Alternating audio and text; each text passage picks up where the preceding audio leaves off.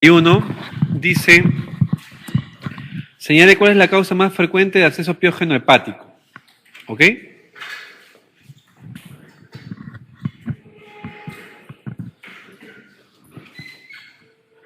Con respecto al absceso piógeno, el absceso piógeno es una infección a nivel hepático cuya incidencia es muy baja. Estamos hablando de 1.5% de los pacientes que ingresan a cirugía. Y generalmente está comprometido el lóbulo derecho. La patogenia o el origen del cual provienen las bacterias para que formen el absceso es múltiple. Tenemos origen biliar, portal, por trauma, por bacteremia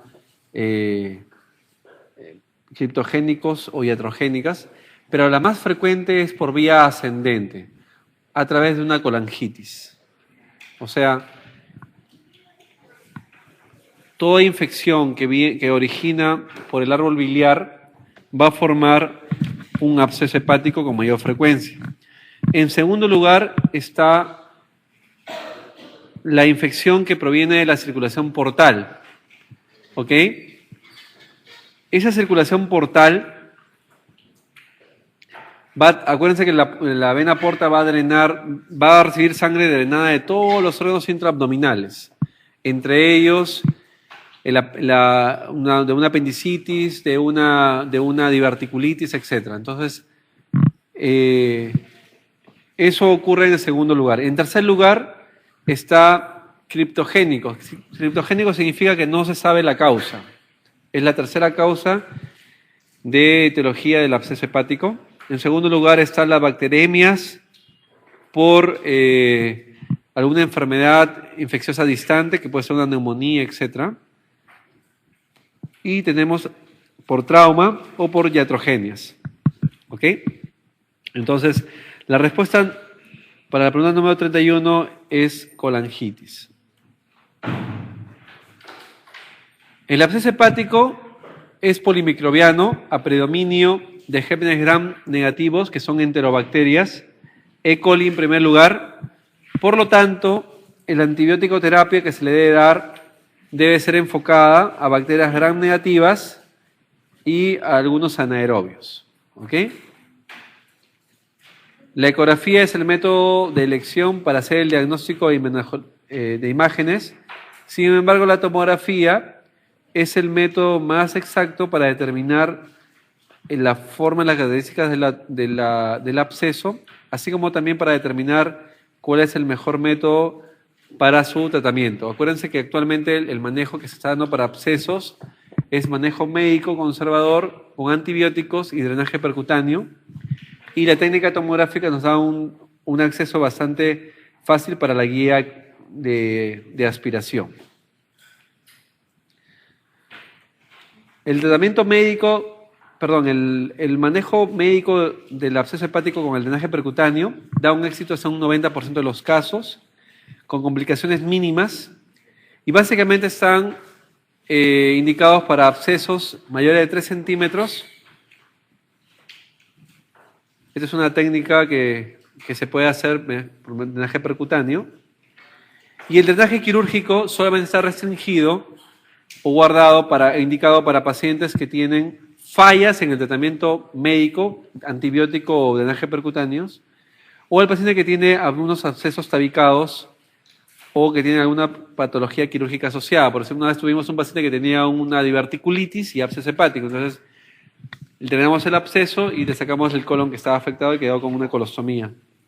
O cuando el absceso es múltiple o grande, sobre todo cuando es un absceso mayor de 6 centímetros, o cuando el absceso está en el lado lóbulo izquierdo, que es muy difícil de acceder por vía percutánea. Muy bien, vamos a la pregunta número 32. Dice, un individuo llega al hospital por sufrir herida por arma blanca en el sexto espacio intercostal de la pared torácica anterior izquierda.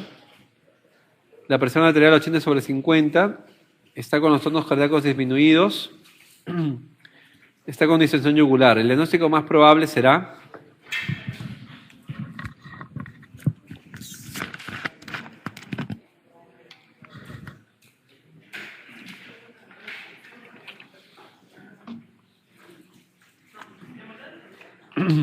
A ver, su compañera dice neumotórax de atención, ¿todos están de acuerdo?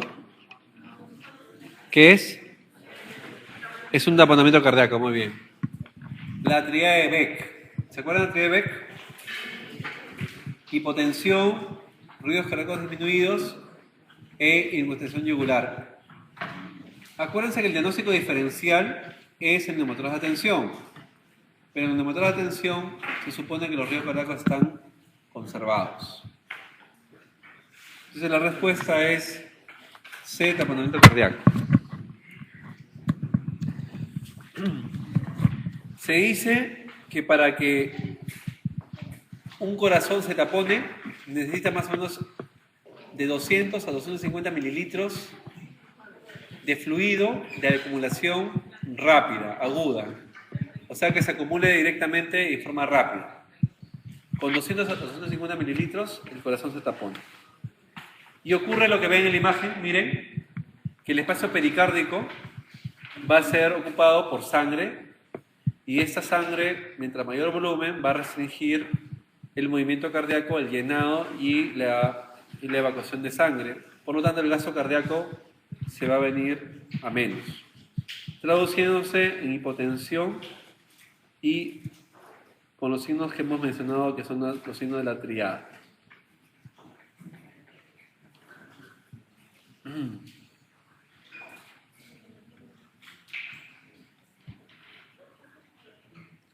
El manejo del paciente con que tiene taponamiento cardíaco, el manejo de emergencia es la pericardiocentesis, que consiste en punzar el saco pericárdico para drenar y evacuar ese contenido de sangre que está alterando la dinámica cardíaca, y posteriormente el paciente entra a sala de operaciones para el manejo definitivo quirúrgico.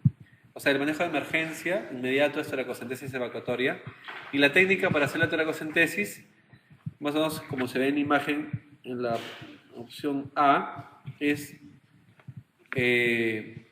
introducir una aguja, una jeringa con una aguja larga a 1 centímetro por debajo y 1 centímetro a la izquierda del apéndice sifoides, en un ángulo de 45 grados dirigiéndose hacia la escápula del lado izquierdo, y se prefiere tener un monitor cardíaco para chequear a través de las ondas del segmento QRS si es que la punta está rozando con el miocardio o no, para de esa manera drenar el líquido pericárdico y darle unos minutos al paciente a que recobre su hemodinamia normal hasta que entre a la operación.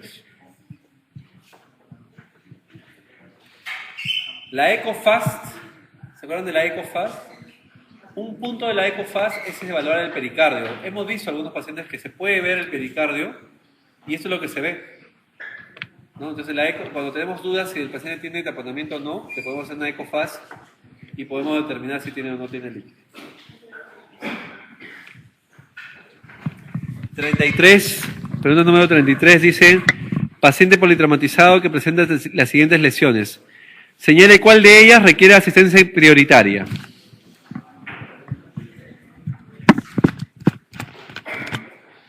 Así es, la respuesta es neumotórax de atención.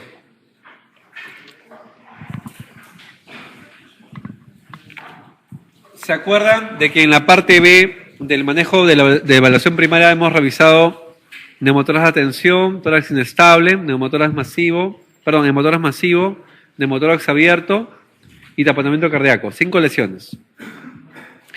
Esas 5 lesiones hacen de que el paciente, si no se trata adecuadamente, pueda fallecer en las próximas horas.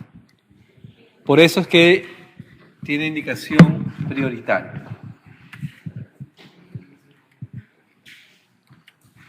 Como les había mencionado, el taponamiento cardíaco, el neumotórax de atención se conoce como pseudotaponamiento cardíaco porque da casi los mismos signos y síntomas que el taponamiento. Sin embargo, se observa que hay desviación de la tráquea hacia el lado contralateral, enfisema subcutáneo, timpanismo y ausencia del murmullo vesicular. El manejo, mira, acá ven una placa, ¿se puede ver? No mucho. El manejo del paciente es con una toracocentesis evacuatoria y posteriormente un tubo de drenaje torácico.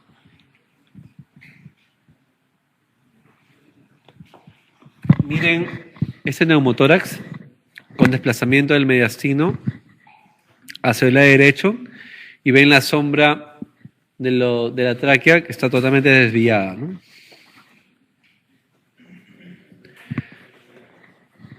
Esta es la radiografía de un paciente que se sometió a una toracocentesis evacuatoria. Obviamente la placa, la foto la tomamos después de hacerle la toracocentesis evacuatoria, pero es para que vean que tiene una aguja número 18 insertada a nivel del segundo paso intercostal en la línea media clavicular, que es el tratamiento de emergencia. Y ya luego, con todo el tiempo del mundo, posteriormente se pone su tubo de drenaje torácico. ¿Perdón? Segundo paso intercostal.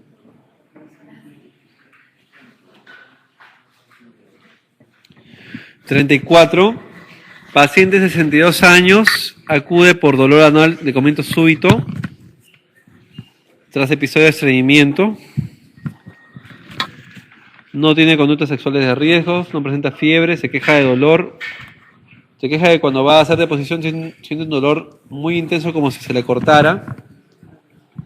A la exploración no existen alteraciones extremas, pero al tacto rectal existe aumento del dolor, aumento del tono del esfínter. Es imposible progresar el dedo porque mucho dolor del paciente. El diagnóstico más probable y la opción terapéutica es... La respuesta es la opción B, fisura anal aguda. Y la terapéutica es tratamiento conservador con baños de asiento, analgésicos y fibra.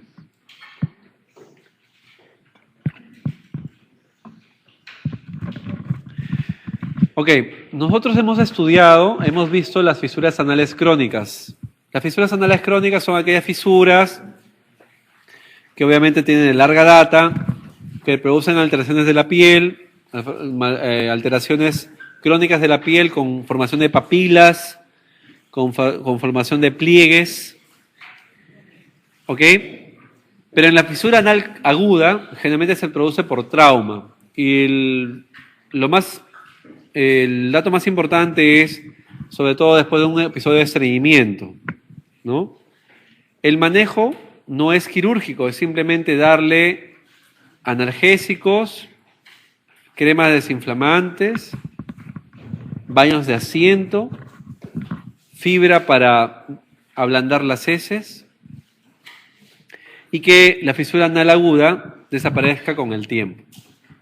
En cambio, la fisura anal crónica es la quirúrgica, es la que se tiene que cortar el esfínter.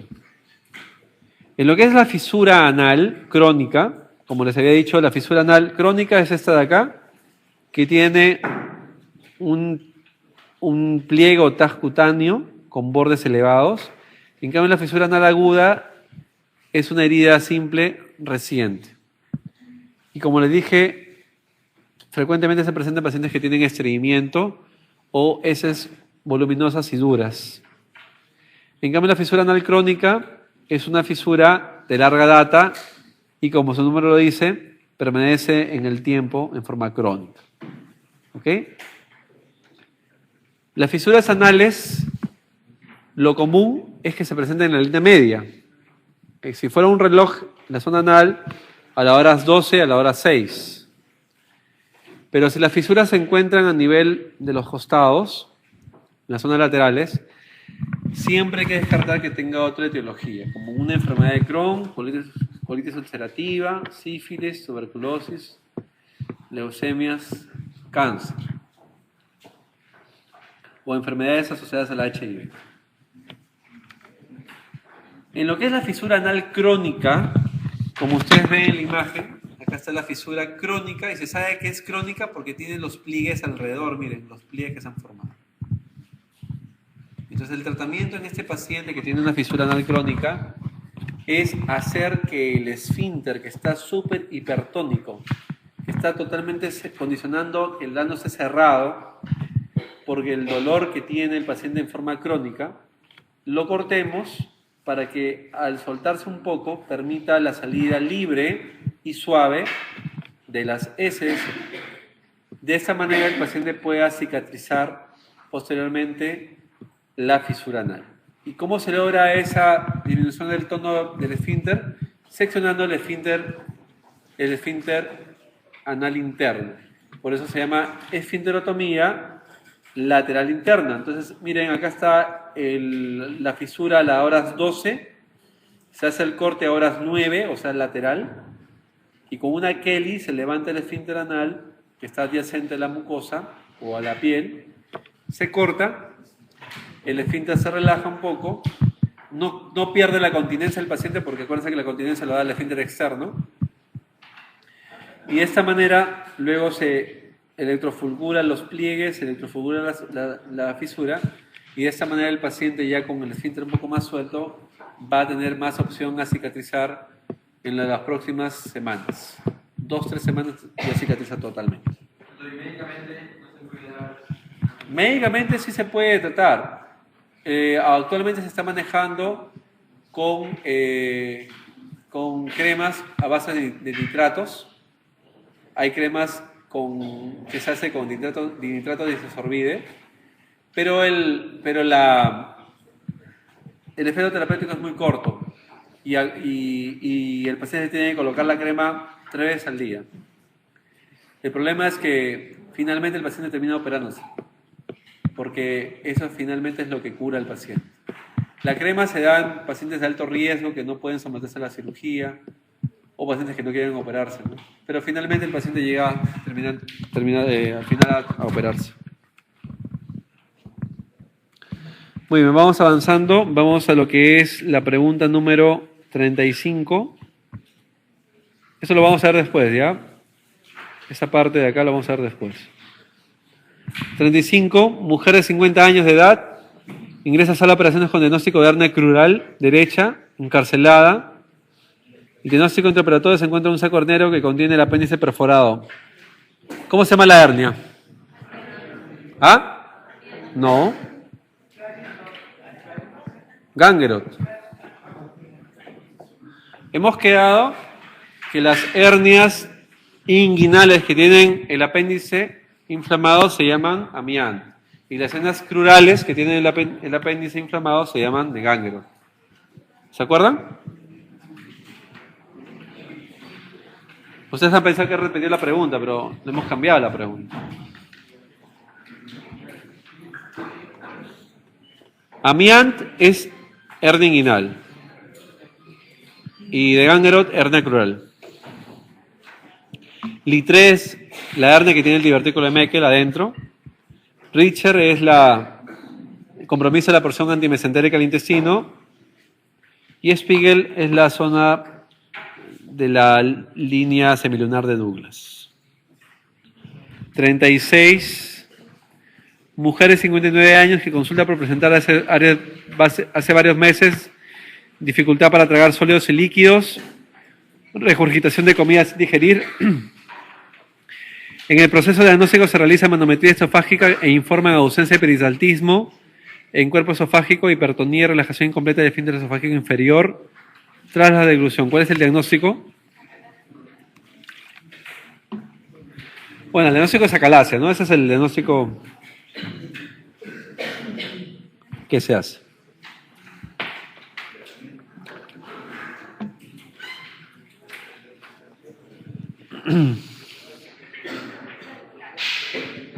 Esa es la imagen típica de acalasia, ¿no? La imagen de punta y lápiz.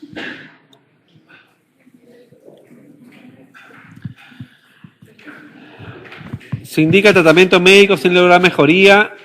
Entonces plantea la posibilidad quirúrgica. La cirugía de elección será cardiomiotomía de Heller.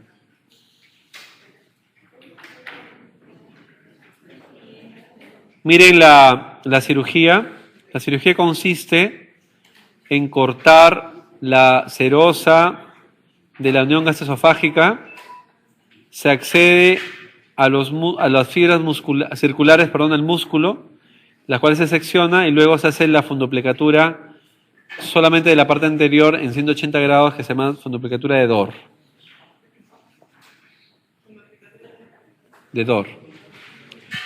Muy bien. 38. La ley de Gutzal es para ubicar ¿qué?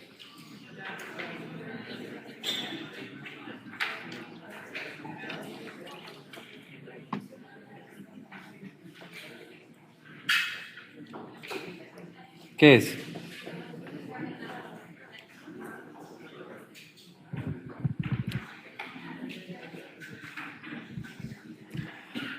Muy bien, la respuesta es la opción C de casa. La ley de Gutzal sirve para encontrar el orificio interno de la fístula perianal.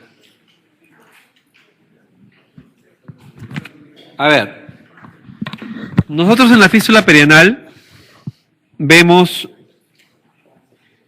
solamente el orificio externo.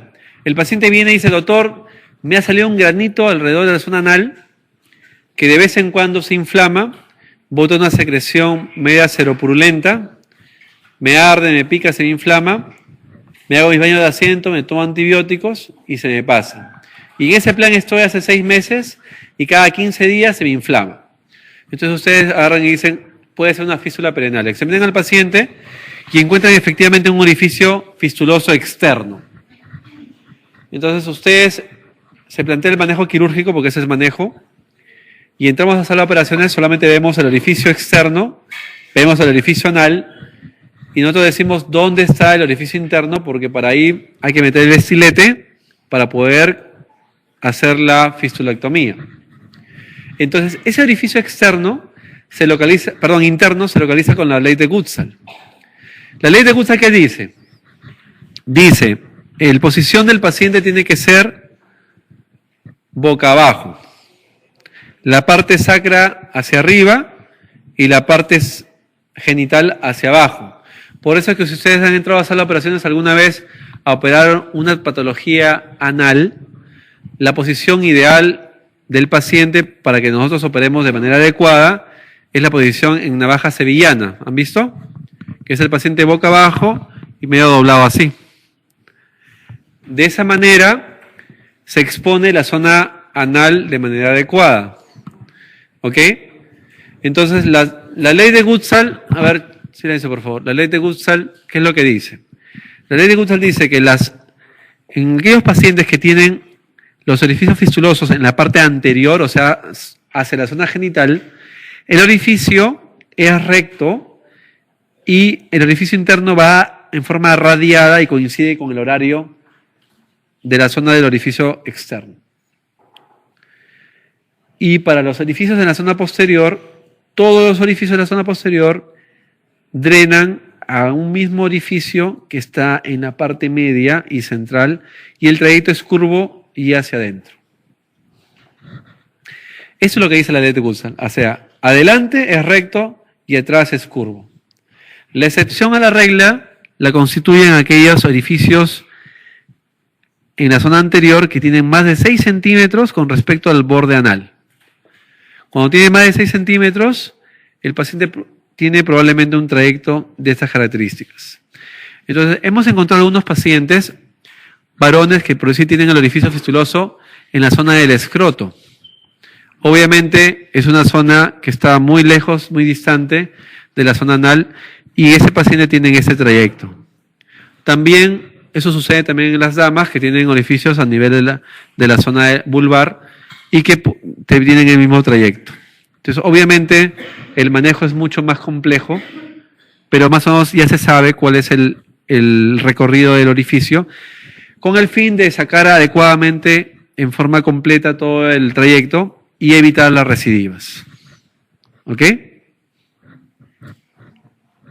39. Dice, ¿qué paciente tiene un alto riesgo de presentar atelectasia en el postoperatorio? Muy bien, la respuesta es todos. Esa parte no la vamos a tocar porque es obvia. 40. La manera de Pringle se utiliza para detener la hemorragia del hígado. Muy bien.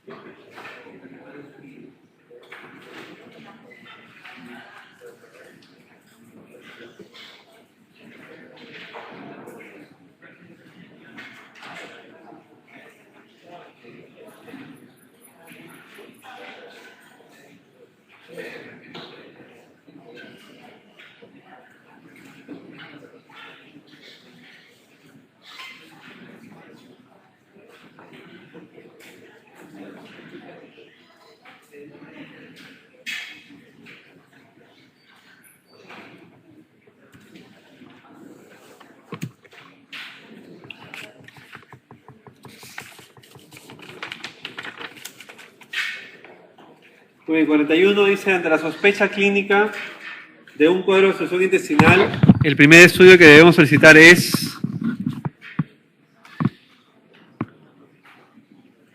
El primer estudio es radiografía simple. En la radiografía simple nosotros buscamos...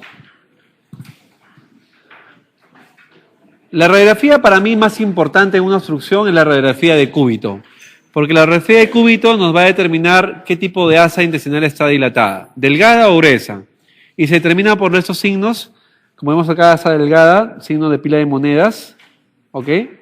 O si tienen las austras, si es asa delgada, asa gruesa, o de repente de los dos, puede ser un hilio, o puede ser...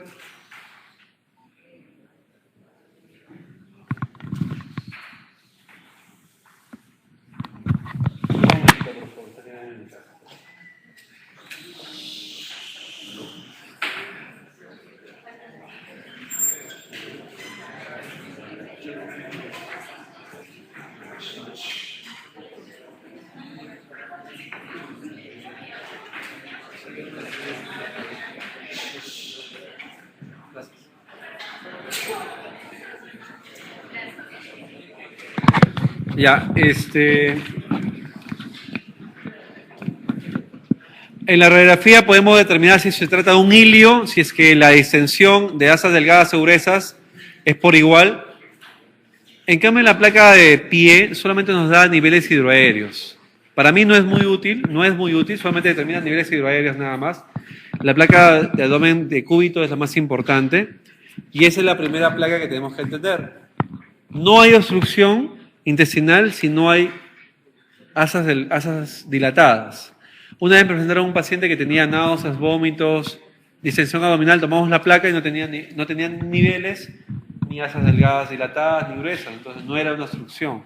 Tiene que haber distensión de asas delgadas o gruesas para que hablemos de obstrucción intestinal.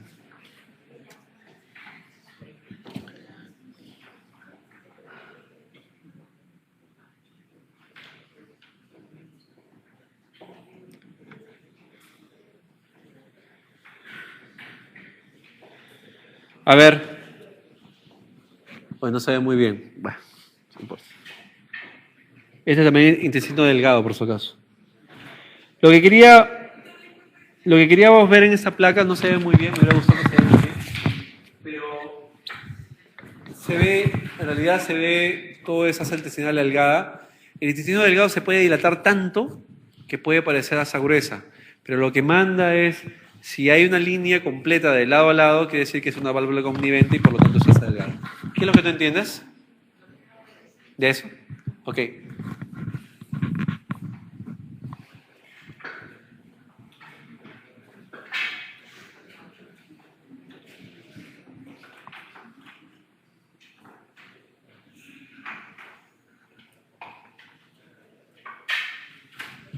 (42) La pared posterior del canal inguinal está formada por la fascia transversalis, que es la prolongación de qué músculo?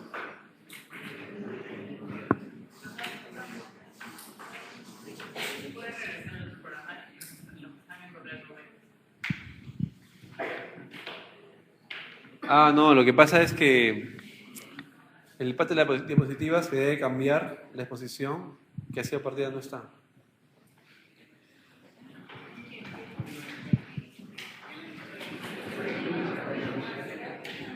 Solamente van a escuchar el audio, nada más lo de Guaral. La pared posterior del canal inguinal está formada por la fascia transversalis. Esta es la fascia transversalis que es procedente de qué músculo? ¿Ah? ¿Oblicuo? ¿Mayor? ¿Lo puedes cambiar? ¿Cuánto le van a demorar en cargar? Ya no hay más. No. Hay más.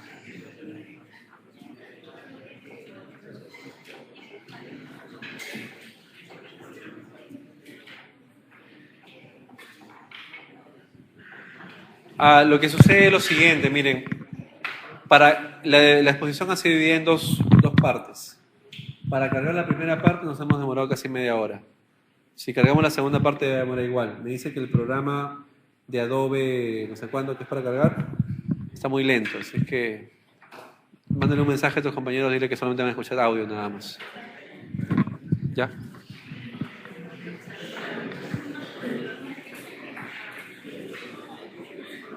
Pregunta número 43. Vamos avanzando un poquito porque estamos atrasados.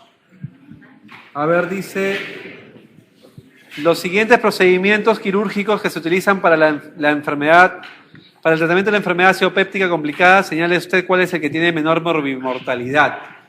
Ok, la pregunta se enfoca básicamente a cuál de los siguientes procedimientos tiene menor tasa de complicaciones, tiene menor tasa de mortalidad. ¿Cuál es el procedimiento mínimo? A eso se refiere esa pregunta. ¿Cuál sería la respuesta? Vagotomía y piloroplastia, ¿no? Esa sería la respuesta.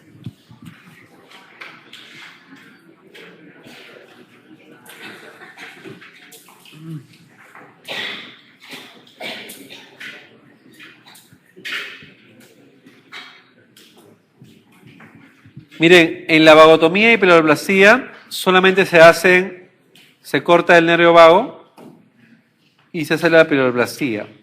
¿Ok? Eso se hace cuando se hace la vagotomía troncal.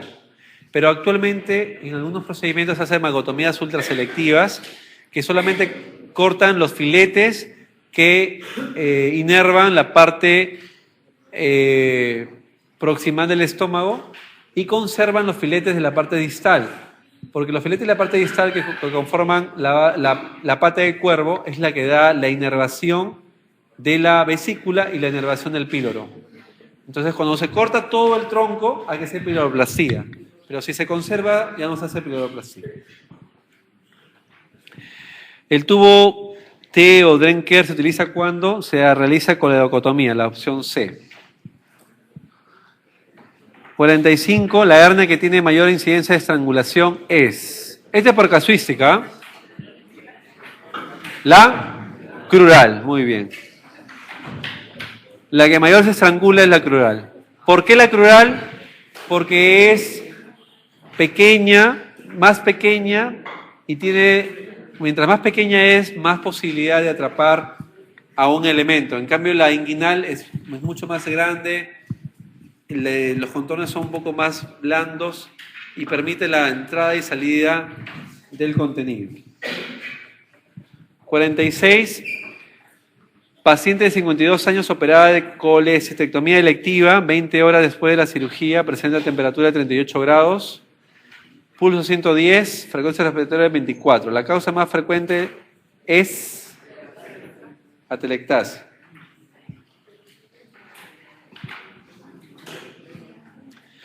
47. Las hemorroides.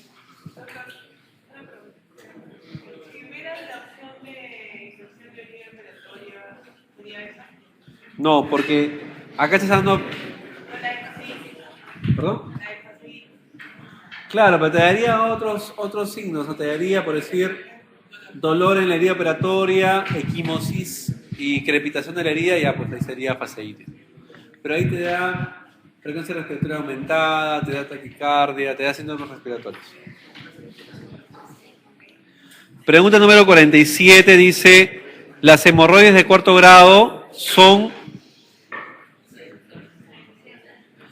aquellas que se prolapsan y no se reducen. Acuérdense que las hemorroides se clasifican, las hemorroides internas son las que tienen clasificación y se clasifican por la posibilidad de prolapsarse. El tipo 1 no se prolapsa, el tipo 2 se prolapsa con la deposición y se reduce de manera espontánea, el tipo 3 se reduce manualmente o digitalmente y el tipo 4 no se puede reducir.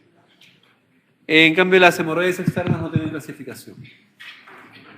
48. Hombre de 70 años de edad con antecedentes de demencia senil, estreñimiento crónico y abuso de laxantes, presenta náuseas y dolor abdominal. En el abdomen está distendido, doloroso la palpación, flanco izquierdo con percusión timpánica, ruidos metálicos en la radiografía de colon. Pero en la radiografía de abdomen se aprecia gran disección del colon que se incurva produciendo una imagen en grano de café. El diagnóstico es vólvulo de sigmoides.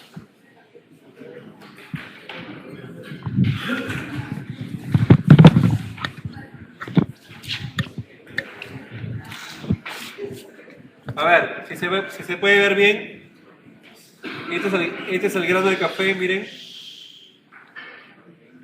Este es el grano de café con su parte central, un grano de café, y es más o menos lo que se ve acá, ¿no?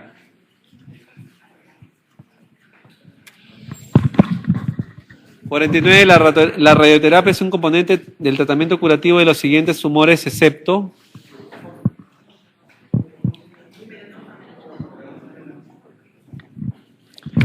muy bien. Tumores muy radiosensibles, o sea, los tumores que tienen excelente resultado con la radioterapia. Linfomas, mielomas, carcinoma bronquial, seminoma testicular, neuroblastoma, sarcoma de Ewing. Medianamente radiosensibles, mama, pulmón y próstata. Entonces la respuesta es melanoma, muy bien. 50. El tumor más frecuente a nivel del ángulo pontocerebeloso es.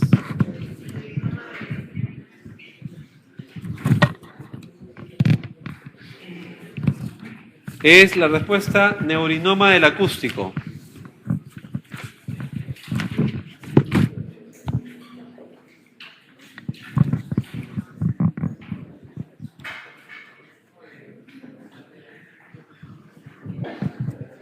A ver, miren, esta es la casuística. Esta es la casuística de los tumores que se asientan en el ángulo pontocerebeloso, que constituye el 10 a 15% de todos los tumores cerebrales. Y en primer lugar, y con bastante diferencia, está el schwannoma o neurinoma del octavo par o del nervio acústico. 51 son causas de disfagia mecánica de septo. Disfagia mecánica.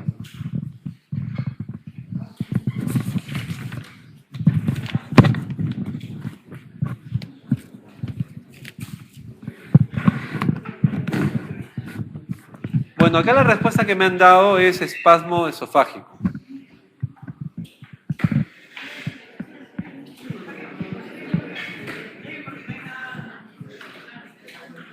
No hay nada mecánico.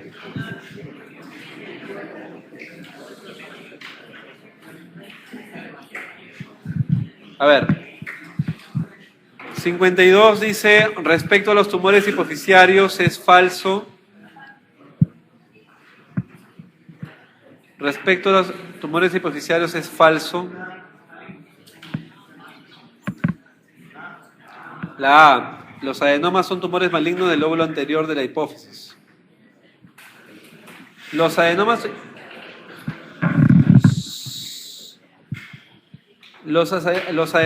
hipoficiarios, el más frecuente es el prolactinoma, es el más frecuente, 27.3% en comparación a los demás.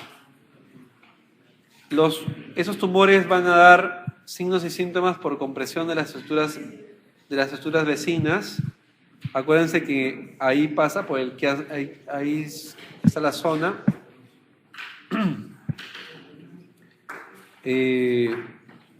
Está la zona del quiasma óptico, por lo tanto va a dar signos y síntomas de compresión en esa zona.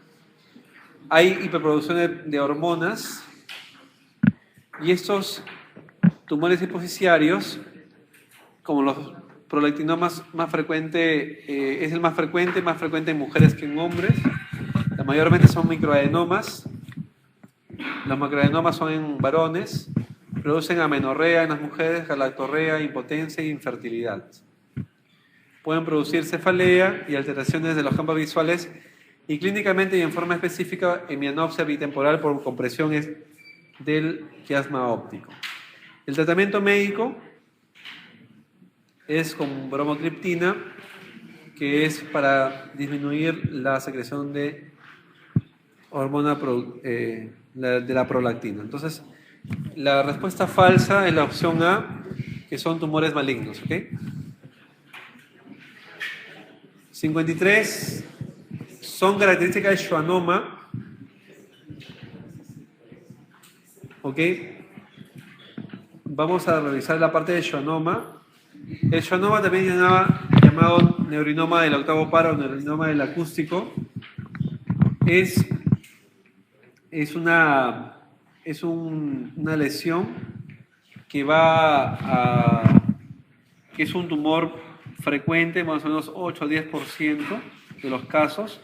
Está asociado a neurofibromatosis tipo 2 y característicamente va a producir hipoacusia insidiosa y progresiva, acúfenos de alta frecuencia, alteraciones del equilibrio, y básicamente son en la histología tumores benignos. Estas lesiones van a producir generalmente,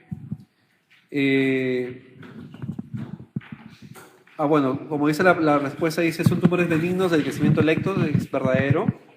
Se origina en el octavo par craneal, es verdadero. Está asociado a neurofibromatosis tipo 2 y es bilateral.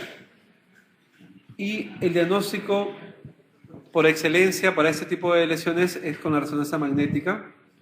Entonces la respuesta para esta pregunta es la opción E, ¿no? Claro, faltaba la opción de septo. ¿Sí, dime?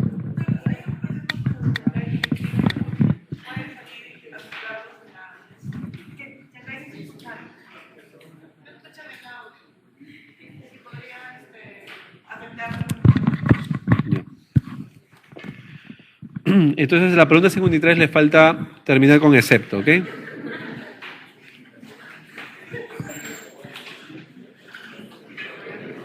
¿54? 54, respecto al hematoma epidural, ¿es correcto?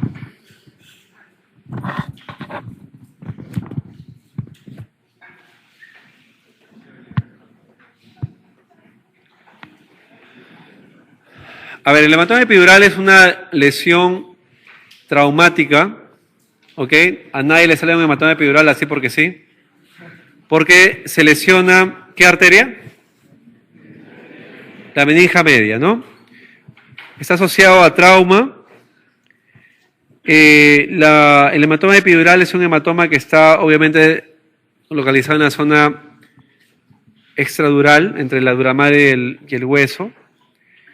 Y el sangrado que se produce por la lesión por la rotura de la arteria meningia media va a producir un hematoma de alta presión. A diferencia del hematoma subdural, que es un sangrado venoso de baja presión. Por eso que ustedes ven frecuentemente en la emergencia pacientes que vienen con hematomas subdurales crónicos.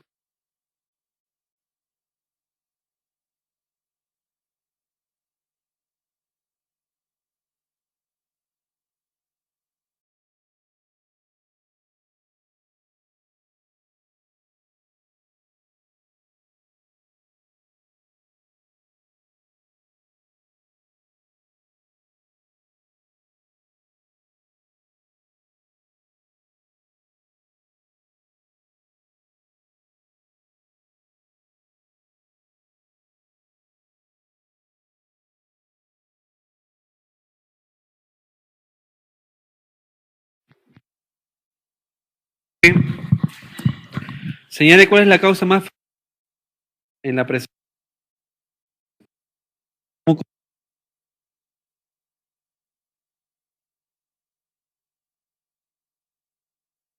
Por la lesión por la rotura de la arteria meningia media va a producir un hematoma de alta presión.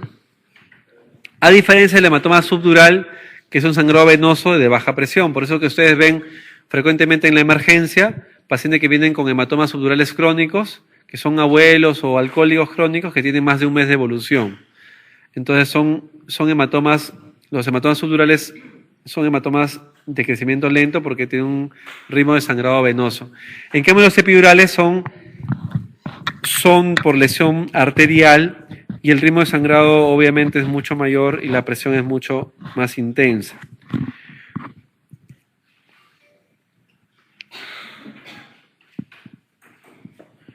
El diagnóstico del hematoma epidural se establece mediante una tomografía sin contraste. Entonces, para la pregunta número 54, Es correcto. La opción A no es correcto porque ahí dice que el traumatismo no está presente, pero sí está presente. La opción B es meninge anterior, dice, pero debería ser meninge media. La opción C, el paciente que pierde la conciencia no recupera su conciencia y empeora. Tampoco no es la respuesta. La opción D dice, para su diagnóstico es útil la tomografía, esa es la verdadera. Y la opción E es falsa porque la intervención quirúrgica es una emergencia. La hematoma epidural es emergencia. La indicación es quirúrgica de emergencia. 55. Con relación a las lesiones hemorrágicas intracraneales, es correcto.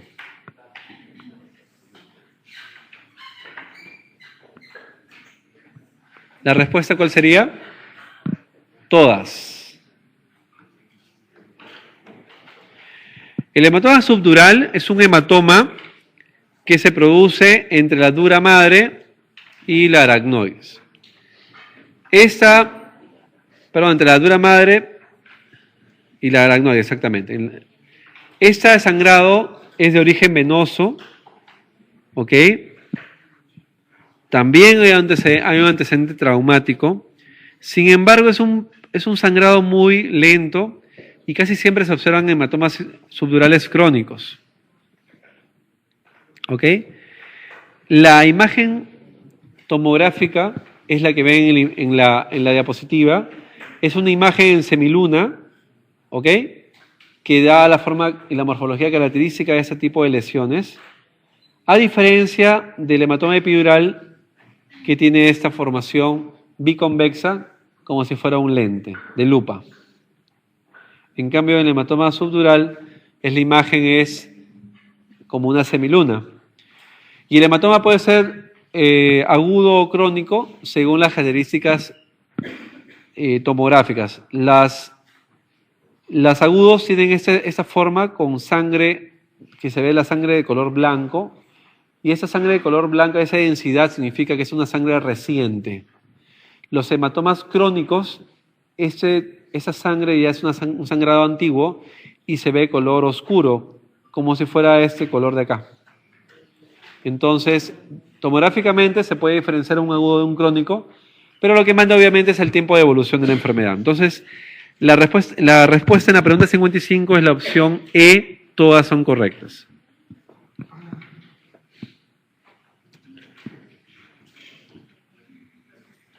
...56 dice... son características que corresponden al tumor maligno de la laringe de septo. Para responder a esta pregunta, más o menos tenemos que ver bien qué tipo de epitelios maneja la laringe y cuál sería el tumor que sería el que afectaría a este tipo de zonas. Entonces, ¿la respuesta cuál sería? D, muy bien. ¿Por qué? Porque en la laringe no es un epitelio glandular, es un epitelio que tiene epidermis y por lo tanto los tumores son epidermoides, no son adenocarcinomas. Los adenocarcinomas son tumores que se ven en donde hay epitelio glandular, como en el estómago, como en el intestino delgado, el intestino grueso. Pero en la laringe son epidermoides, son cánceres epidermoides. Generalmente está asociado a consumo de tabaco, está localizado más frecuentemente en la región supraglótica. El cáncer de laringe es el cáncer más frecuente de los tumores de cabeza y cuello. Y como habíamos visto hace un momento, la radioterapia puede tener efectos adecuados porque es un tumor radiosensible. Muy bien, la pregunta número 57 hubo una omisión. Antes de esa pregunta 57 debió haber esa pregunta. La 57A le he puesto acá. Hubo una omisión ahí involuntaria. Dice, mujer de 72 años, caquéctica, presenta un cuadro de letargia, astenia, pérdida de peso 6 kilos, anemia marcada. La localización más probable del tumor colorectal es...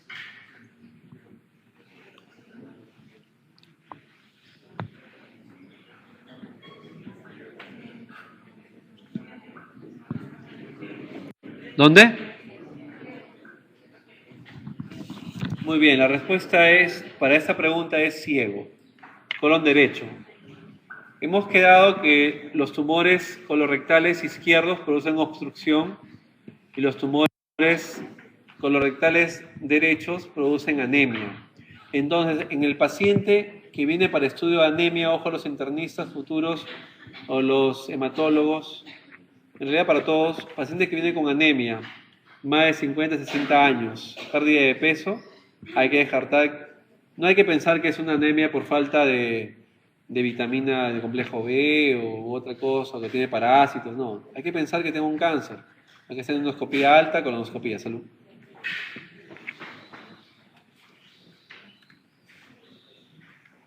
Ya, y con respecto al cáncer colorectal, si bien es cierto la sintomatología es vaga e inespecífica, pero predominantemente en el colon derecho se produce un sangrado y anemia, y en el colon el colon derecho produce una anemia y un sangrado, y en el colon izquierdo generalmente síntomas obstructivos. La localización del cáncer colorectal es a predominio de la región distal del colon, generalmente en el recto, colon sigmoides, y de ahí para lo demás casi el mismo porcentaje. O sea, es más frecuente en el lado distal en el colon que en el proximal. Se dice que el 75% de los cánceres están entre el colon izquierdo, sigmoide y recto.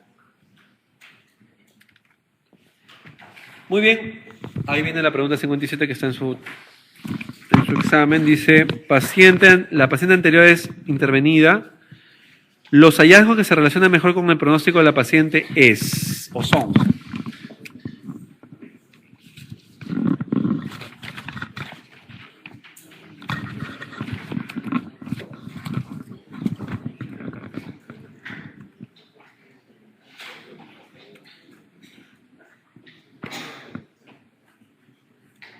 ¿Cuál sería la respuesta?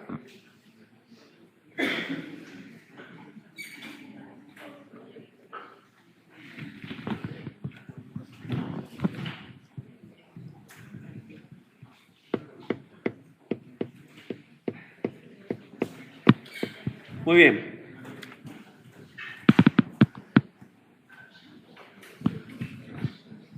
Ok, para esta paciente, acuérdense que es una paciente de 70 años que viene con anemia, astenia y pérdida de peso. Para esta paciente, ¿cuál sería un factor pronóstico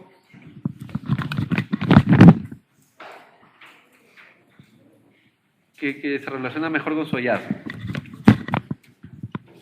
Aquí tenemos un cuadro donde están los factores pronósticos de un paciente que tiene cáncer colorectal. Se dice que el paciente que tiene menor de 40 años tiene peor pronóstico. ¿Ok?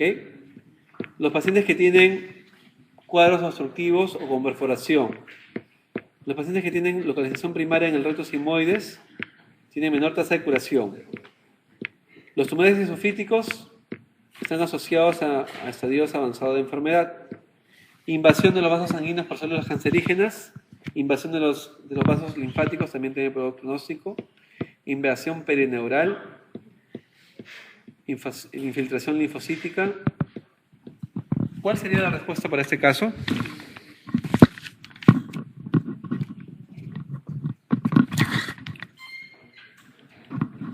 La paciente tiene 60 años. El factor edad no sería un problema. Acá sería la profundidad de penetración de la lesión primaria. O sea, mientras mayor penetración de las paredes del colon, empeora el pronóstico. ¿Por qué? Porque si es una lesión confinada solamente a la mucosa, versus una lesión que ya sobrepasó la serosa o la muscular. Entonces, para este caso, para esta paciente, la respuesta sería la opción número B. 58, el lugar más frecuente de metástasis del cáncer colorectal es el hígado. ¿Y el lugar más frecuente del cáncer del recto inferior? Pulmón, muy bien.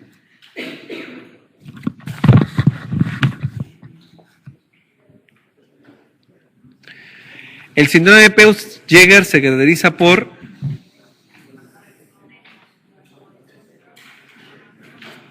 amartromas, máculas melánicas, ¿ok?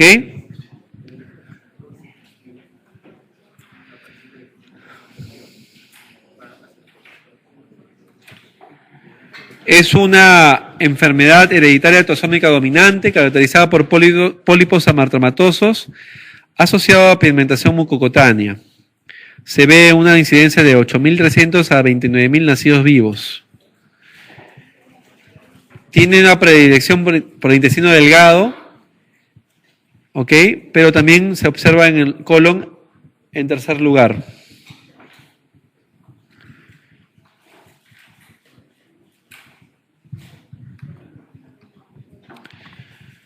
El diagnóstico varía más o menos entre los 9 y 39 años de edad y la triada para el diagnóstico antecedente familiar, pigmentación cutánea y los pólipos amartomatosos confirmados por endoscopía.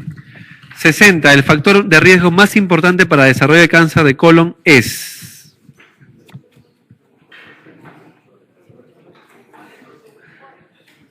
¿Ah?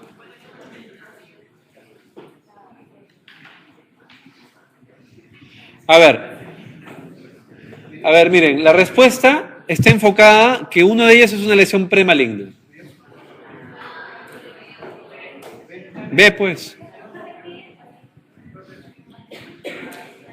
O sea, ¿no se acuerdan que comenté en una reunión anterior de que hay pacientes que tienen indicación de colectomía total en pacientes con poliposis familiar múltiple, jóvenes que tienen biopsia de los pólipos que tienen y se encuentra que son adenomas vellosos? El 100% de los pacientes con adenoma velloso se va a degenerar en cáncer. Entonces, por eso se tiene que sacar. Y es el factor de riesgo más importante.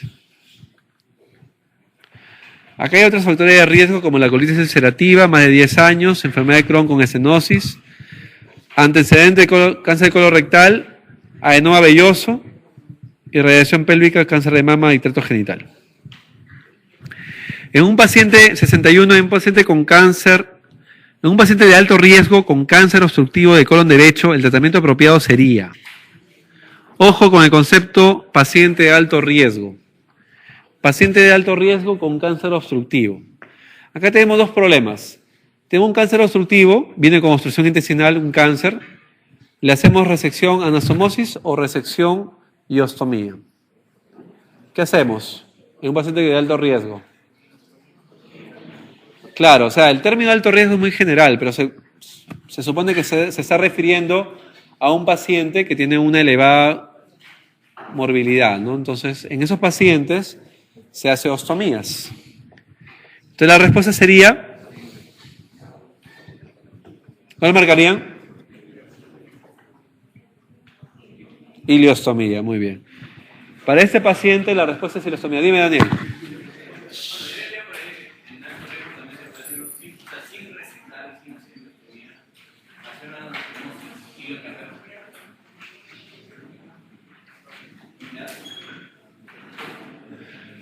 A ver, yo entiendo el concepto que me quieres plantear. El problema es el siguiente, o sea, en un paciente de riesgo o de alto riesgo no queremos hacer ninguna anastomosis porque esa anastomosis se puede abrir. O en un paciente de alto riesgo queremos hacer el procedimiento más rápido posible para evitar que el paciente al exponerse a un mayor tiempo operatorio tenga la posibilidad de sufrir algún evento o que necesite UCI o ventilación mecánica porque se planchó durante la cirugía. Entonces el concepto, no sé si se han dado cuenta que algunas veces tenemos pacientes que están en mal estado y tenemos apuro de entrar rápido a sala, hacer un procedimiento mínimo y salir. La ileostomía en ASA es un procedimiento que dura media hora. Una anastomosis, una derivación, una resección, una ostomía del tipo, o una anastomosis que tú quieres hablar, en ese caso sería una derivación o un bypass, demora más tiempo. Para ese caso, la respuesta está bien planteada, creo que es ileostomía, está bien hecho. O sea, el menor procedimiento para el paciente que resuelva la obstrucción. A ver, 62 dice, de los siguientes enunciados menciona si es verdadero o falso. A ver, ¿La mayoría de traumas torácicos requieren cirugía? Falso. ¿Todo HPAF en abdomen requiere cirugía? Verdadero. ¿La sepsis es causa de muerte tardía en trauma? Verdadero. ¿Lavado peritoneal diagnóstico se utiliza en personas que están inconscientes? ¿La presión arterial es el parámetro utilizado para valorar C? ¿Cuál es el parámetro?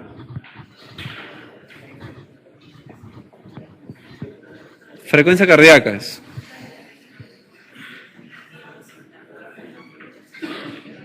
Muy bien, la respuesta verías es la opción A.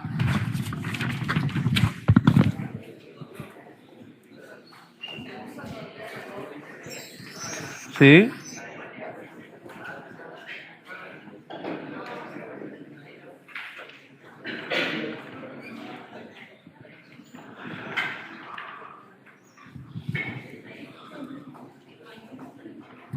A ver, acá hay un aspecto interesante. Dice que en los pacientes con trauma torácico cerrado, solamente el 10% se operan. Y en el trauma torácico penetrante, entre el 15 y el 30% se operan. O sea, la gran mayoría de pacientes, tanto para traumas cerrados y para penetrantes, el manejo es conservador. Es solamente colocando un tubo de tórax, nada más. Ahora, con respecto a lo que es la distribución trimodal de las muertes en trauma, se conoce que las muertes tardías, que se dan alrededor de la segunda o tercera semana post-trauma, se produce por sepsis o por disfunción multiorgánica. ¿Okay? Y con respecto a lo que es el lavado peritoneal diagnóstico, las indicaciones son generalmente pacientes que tienen trauma cerrado, pacientes con hemodinámicamente inestables y con abdomen no evaluable dudoso por el estado de conciencia. Ahora, con respecto a la clasificación del shock,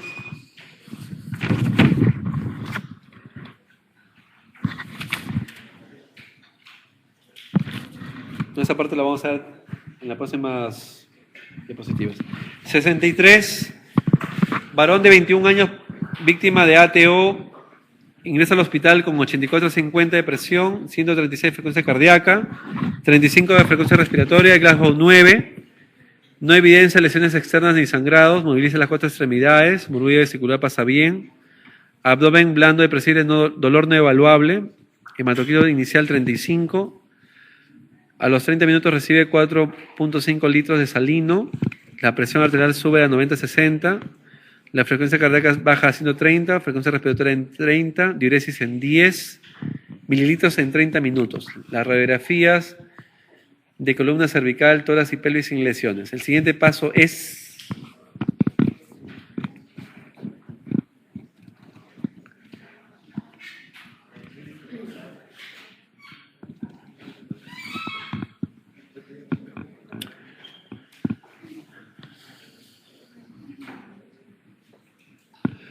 ¿Cuánto debe sangrar una persona para que se vuelva hipotenso?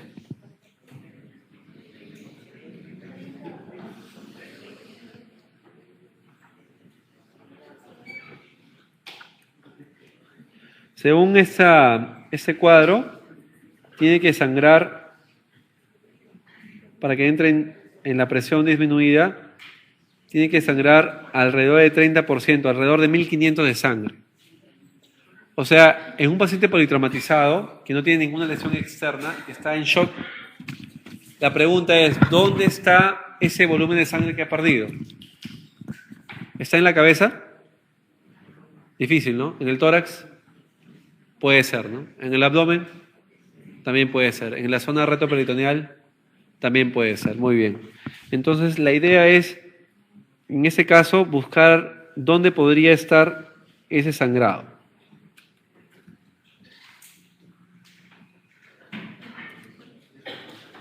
Muy bien.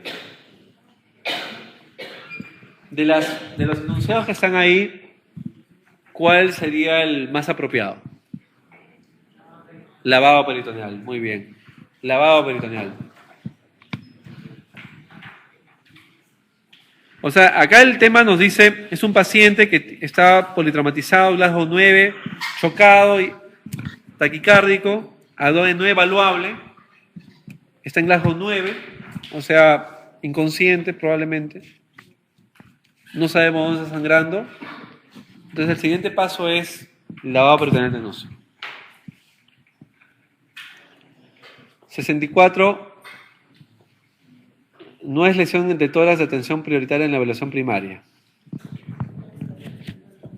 Ensanchamiento mediastinal, muy bien.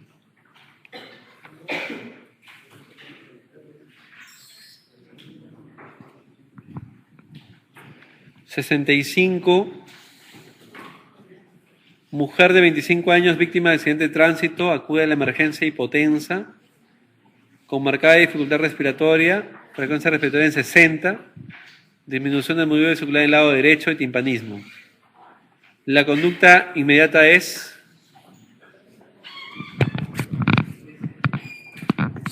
¿Cuál marcarían? ¿Ah?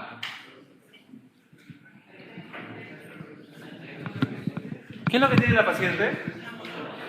¿Qué neumotórax? Atención. ¿Por qué atención? Porque está hipotensa. Ok. ¿Qué es lo que se hace primerito? Toracocentesis. Primero es toracocentesis.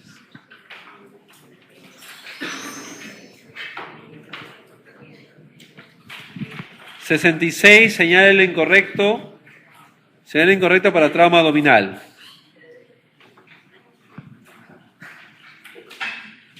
A ver, dice acá, ¿deben ser intervenidas todas las heridas por arma pulso penetrante? No, hemos dicho que solamente se operan algunos pacientes, o sea, esa es la respuesta incorrecta, la A. Todas las demás son verdaderas, las lesiones más frecuentes en traumas cerrados son de víscera sólida, verdadero. C, la presencia de neumorretroperitoneo hace sospechar de lesión duodenal, verdadero, porque el duodeno es un órgano retroperitoneal y si se perfora da aire en el retroperitoneo. La tasa de mortalidad de ancianos es mayor que en adultos, verdadero. El cuerpo extraño no deben ser retirados en emergencia. Muy bien, yo les había mencionado que el paciente que ingresa con trauma abdominal por arma blanca entra a sala si el paciente está hipotenso, si está eviscerado, si tiene signos peritoneales, ¿ok? Si no tiene nada de eso y está estable, lo que se hace es, salud, explorar la herida. Se pone anestesia local, se hace una incisión un poco más grande, se amplía la incisión, se ponen separadores y se observa si pasa o no pasa la aponeurosis. De esta manera. Y ahí vemos claramente que pasa la aponeurosis. Esta parte blanca es la aponeurosis. Entonces, dice... Si penetra la aponeurosis, se queda hospitalizado en observación. Ahí le pedimos hemograma, ecografía abdominal, monitorizamos frecuencia cardíaca, temperatura. Y si no penetra la aponeurosis, o sea, es una herida superficial de piel o grasa, se le pone su vacuna antietánica, se le pone un punto de fronte y se le manda a la casa. Si luego de 12 horas de observación, el paciente se queda 12 horas en observación, vemos que el hemograma no se ha alterado, no hay fiebre, no hay leucocitosis, no hay signos peritoneales. El paciente se le da tolerancia oral. Tolera la vía oral alta. Y si no, si el abdomen se pone peritoneal, pasa a cirugía. Ese es el manejo que se hace. Y los cuerpos extraños no se retiran en emergencia. Ningún cuerpo extraño, ni siquiera los de tórax. He visto de manera peligrosa que he visto algunos asistentes de vascular que están sacando cuchillos, cuerpos extraños en el tópico. Realmente no debería hacerse así. Debería entrar con el paciente a sala de operaciones y bajo visión directa sacar el cuerpo extraño, porque algunas veces la punta del cuchillo justo está tapando el hueco de la lesión en la vena cava o en la ilíaca o en la aorta, lo que sea.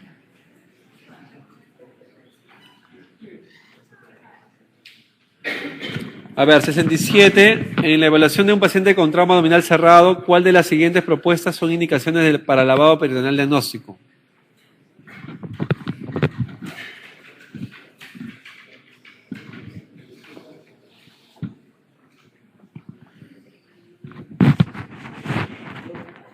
¿Ah? 2, 3, 4, muy bien. El paciente con con indicación de lavado peritoneal diagnóstico son pacientes que tienen trauma cerrado, que están hipotensos, que están inconscientes y que tienen abdomen no evaluable. El lavado peritoneal diagnóstico no descarta una lesión diafragmática. Para descartar la lesión diafragmática se hace laparoscopía. Muy bien. 68. Una limitación para el lavado peritoneal diagnóstico en el trauma abdominal es la A, obviamente. En realidad, en lesiones retroperitoneales tampoco la ecografía descarta. O sea, la ecografía tiene la misma limitación del lavado peritoneal diagnóstico en lo que es diafragma y en lo que es retroperitoneo. Para lesiones retroperitoneales, el mejor diagnóstico es con tomografía. Sin embargo, si el paciente está inestable, no se puede tomar. Y para lesiones diafragmáticas, hemos quedado que la única forma es con una laparoscopía. 69. Marcar la indicación incorrecta en trauma abdominal por arma de fuego.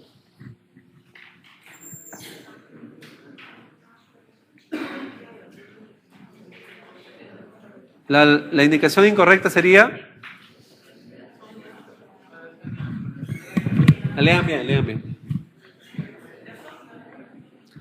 ¿La sonda qué?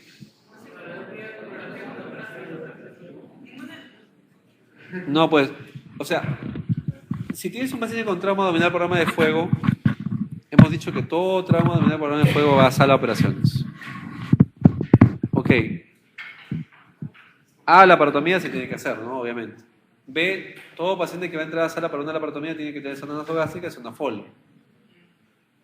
Ok, lo que no se hace, y no tiene nada que ver acá, es la radiografía con contraste. O sea, ¿para qué se va a hacer una radiografía con contraste?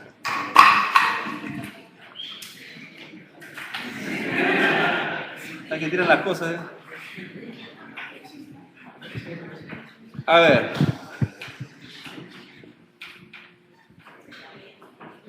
Dice, relacionando la clasificación de shock hemorrágico por ATLS, ¿es verdadero o falso? Para responder esta pregunta vamos a ver este cuadrito de acá.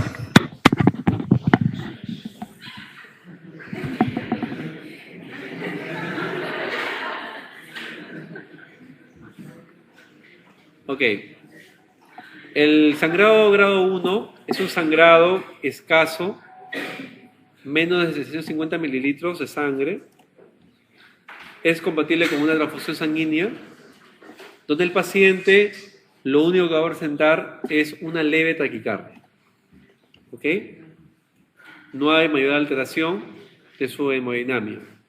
En el sangrado tipo 2, donde hay menos de 1500 de sangre, ya el paciente está un poco ansioso, hay mayor taquicardia y puede haber una ligera disminución de la diuresis. Pero en el sangrado tipo 3, donde sangra más de 1500, casi 2 litros de sangre, ya hay hipotensión.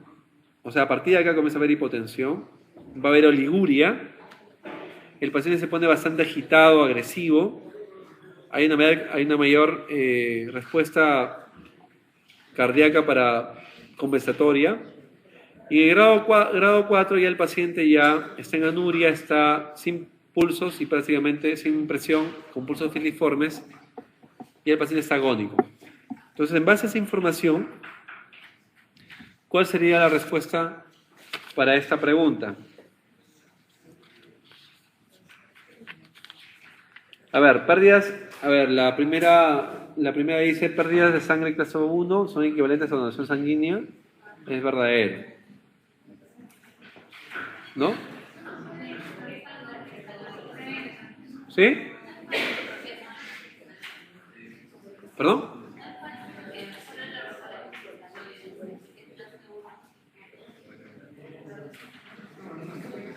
No, o sea, la número 1, la dice pérdidas clase 1.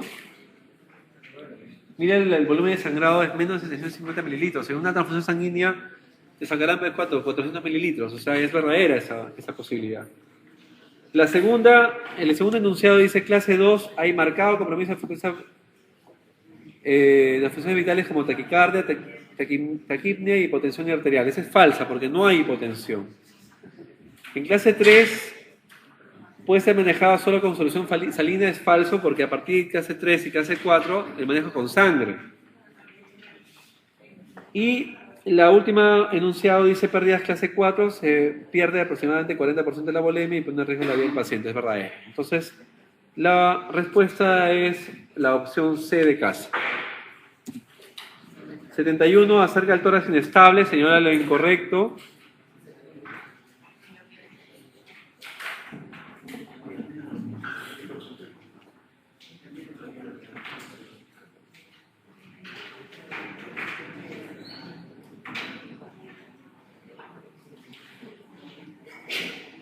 Ok, salud.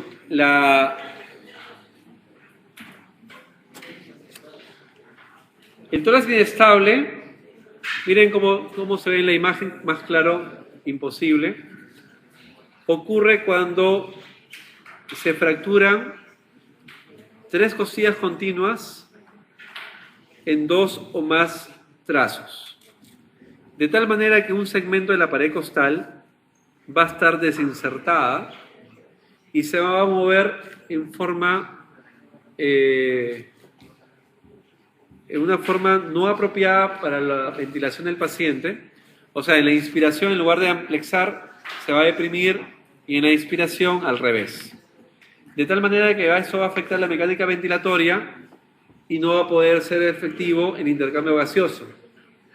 Y el paciente entra en hipoxia, obviamente va a comenzar a agitarse, se va a cansar, se va a fatigar y se va a deprimir y probablemente fallezca.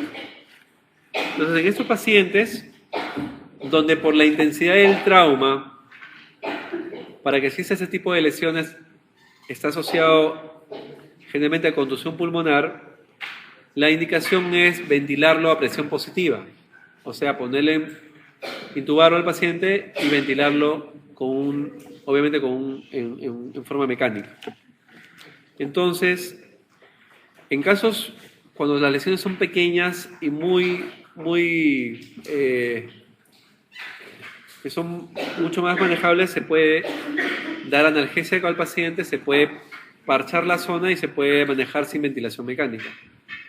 Pero en las lesiones grandes se tiene que intubar al paciente. La fijación externa de la pared torácica no se realiza.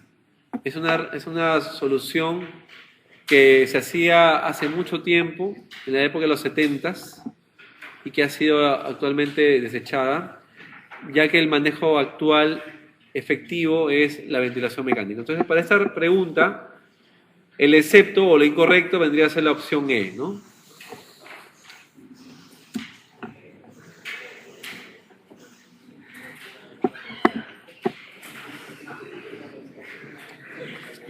Ya vamos a terminar ya.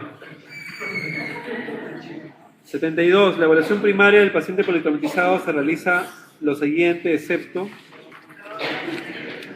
Muy bien, el lavado peritoneal diagnóstico. El lavado peritoneal diagnóstico es un procedimiento que se realiza en la revisión secundaria.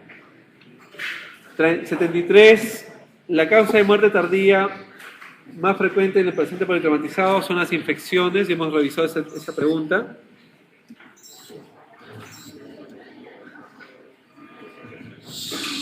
74. Paciente politraumatizado que presenta TEC con disminución del nivel de conciencia, agitación y cianosis. Se intenta intubación sin éxito. El paciente está indicado. ¿Qué es lo que se hace en el paciente que no se puede intubar?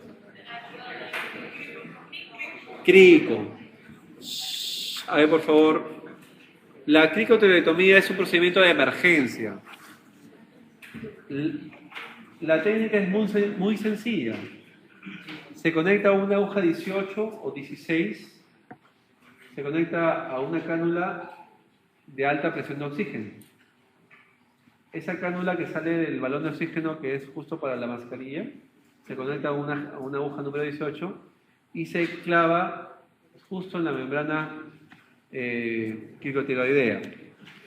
De esa manera, el paciente puede intercambiar por presión gases hasta que nosotros tengamos el equipo adecuado para hacer una traqueostomía de emergencia posterior. Pero el tratamiento de emergencia en ese momento es hacer una crico y posteriormente se hace la traqueo ya definitiva.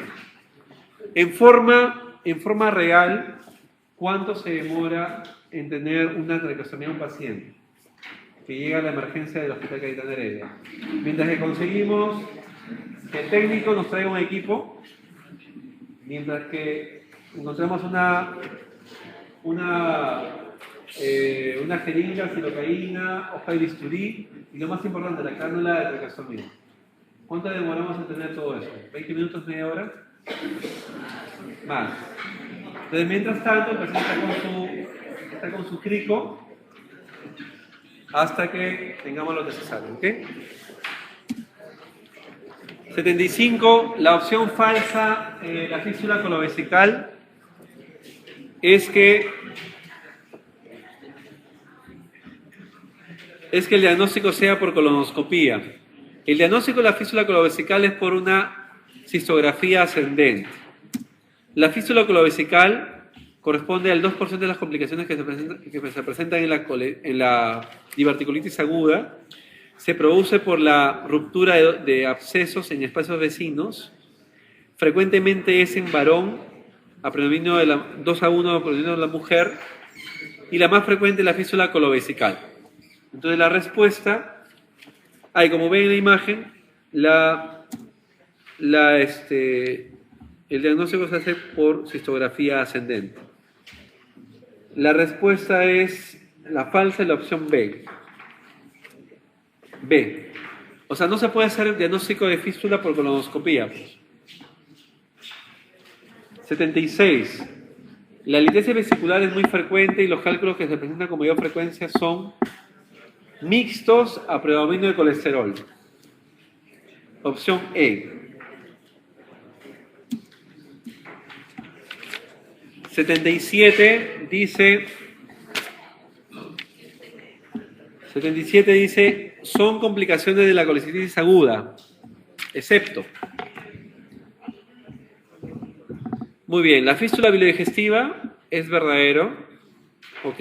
Porque la inflamación de la vesícula puede hacer de que se fistuliza hacia una parte del tubo digestivo y esa fístula va a hacer de que el contenido de la vesícula migre hacia el intestino, por eso los cálculos migran, produciendo hilo biliar. O sea, el hilo biliar es consecuencia de una colecitis aguda. Biocolecisto es la inflamación aguda de la vesícula con formación de pus. La perforación vesicular también es una realidad, puede ser localizada o generalizada, pero la colelitiasis no es una complicación de la colecitis aguda, es una complicación de la colelitiasis. Entonces el excepto es la opción C. Otra complicación de la colecitis aguda es la fístula colecistoentérica, la colecisto biliar, también llamada como síndrome de Mirici.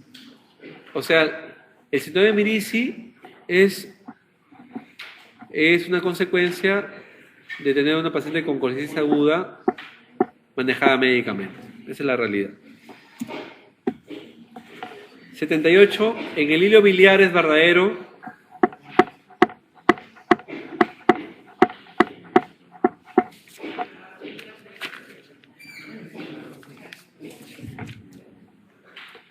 ¿Qué es lo verdadero ahí? Fístula, muy bien. Tiene que haber una fístula. Si no hay fístula, no hay forma de que exista un hilio. Acuérdense que en el hilo biliar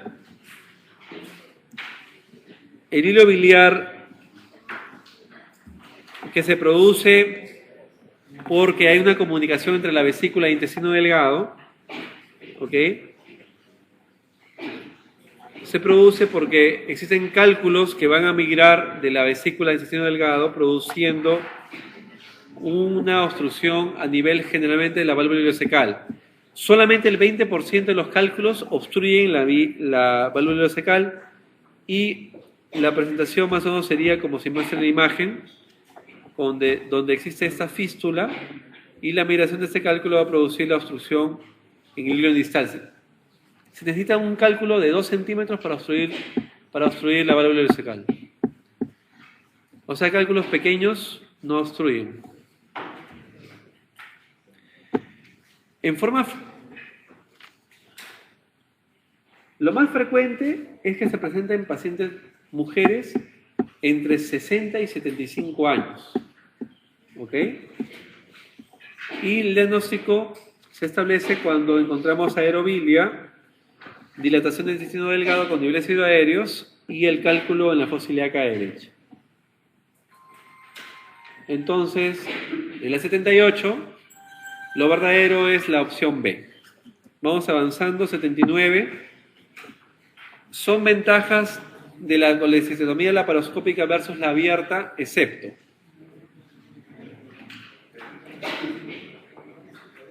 ¿Qué es lo que no es verdadero ahí? Muy bien. Se dice que en la cirugía laparoscópica de la vía biliar el riesgo de lesión de esta zona es mayor en la cirugía laparoscópica que en la cirugía abierta. No es estadísticamente significativo, obviamente, pero la diferencia más o menos son algunos puntos. Se dice que el riesgo de lesión de vía biliar en cirugía abierta es alrededor del 0.3% y en cirugía laparoscópica es alrededor del 0.6%. Es mínima la diferencia, pero existe. La pregunta número 80, por favor, es un poco amplia de explicar, no se vayan todavía porque me gustaría que lean bien esta pregunta, porque es una pregunta, sobre un tema que no se ha tocado antes y es muy importante que la hablemos esta vez. Es sobre la estenosis esofágica cuando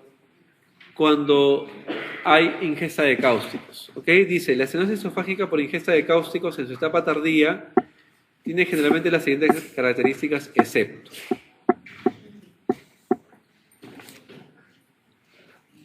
Muy bien. Vamos a hablar de algunas definiciones. Los agentes cáusticos son aquellos que producen quemadura en los tejidos y los corrosivos son aquellos que lesionan lesiones químicas directas sobre los tejidos como los álcalis. Este es un trabajo que se hizo en el Hospital 2 de Mayo, donde se encontró, que es muy parecido a nuestra realidad, que se encontró que el 67% de los pacientes predomina la ingesta de lejía versus un 29% de ácido muriático, y la mayoría de casos por lejía era por equivocación. Lo por ácido muriático era por intento de suicidio. ¿Qué factores están condicionando el daño por ingesta de cáusticos? La concentración, el pH, la duración del contacto con el tejido, el tejido que ha sido sometido a la quemadura. La fisiopatología por ingesta de ácidos es distinta que álcalis.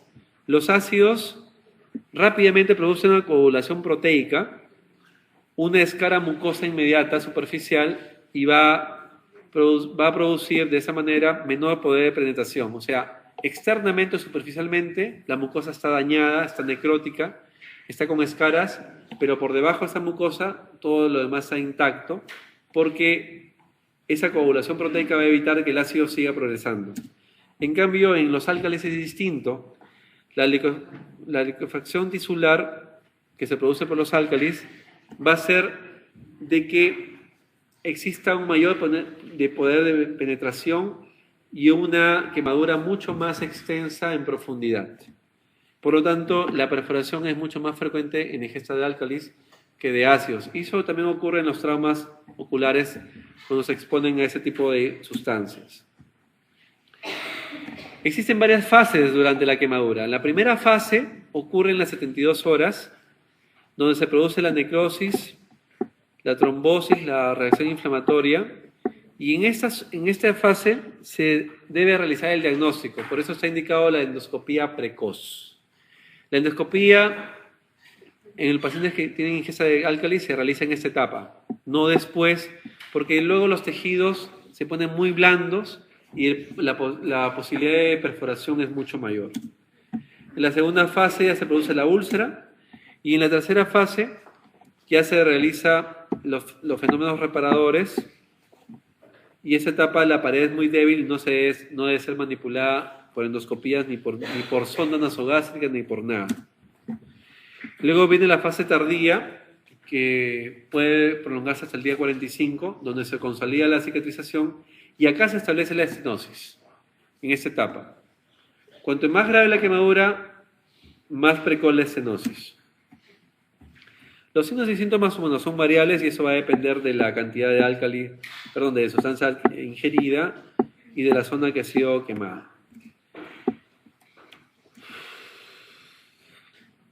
Puede haber complicaciones respiratorias tipo neumonías, abscesos, complicaciones sépticas, perforaciones y mediastinitis.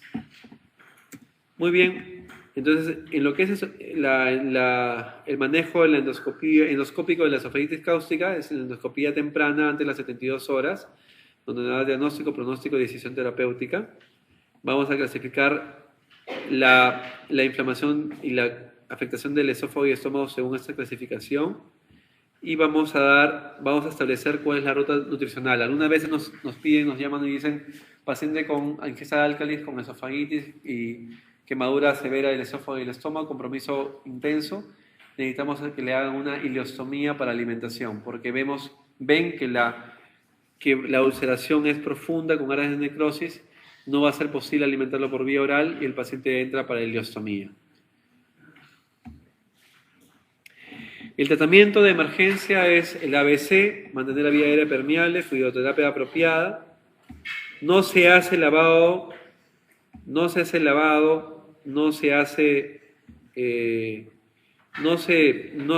neutraliza con otras sustancias, ahí nomás queda. No se le da vía oral por 48 horas. Se le inicia nutrición parenteral si el paciente entra en hipercatabolia. Antibióticos de amplio espectro para disminuir la posibilidad de infección. Y, esto es muy importante, el uso precoz de corticoides ha demostrado en las primeras horas tras la ingesta que previene la estenosis o la mejora.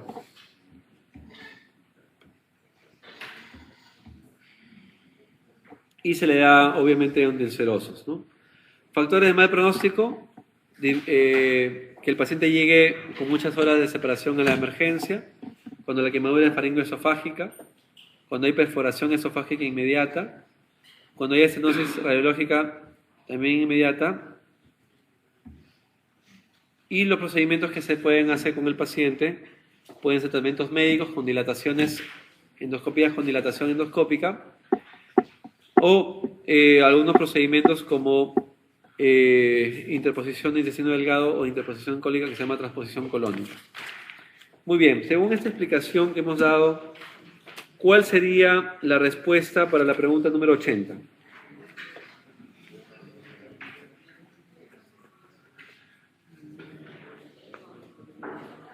La respuesta es que la opción B, que la hidratación con bujía es el tratamiento más exitoso, es un tratamiento temporal hasta que el paciente se someta a la transposición de colon, porque lo que se hace es reemplazar el esófago con colon.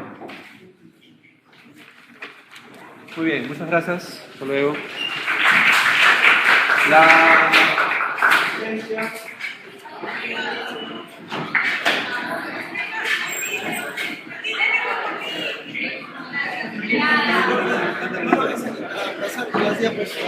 ¿Podemos cogerlo?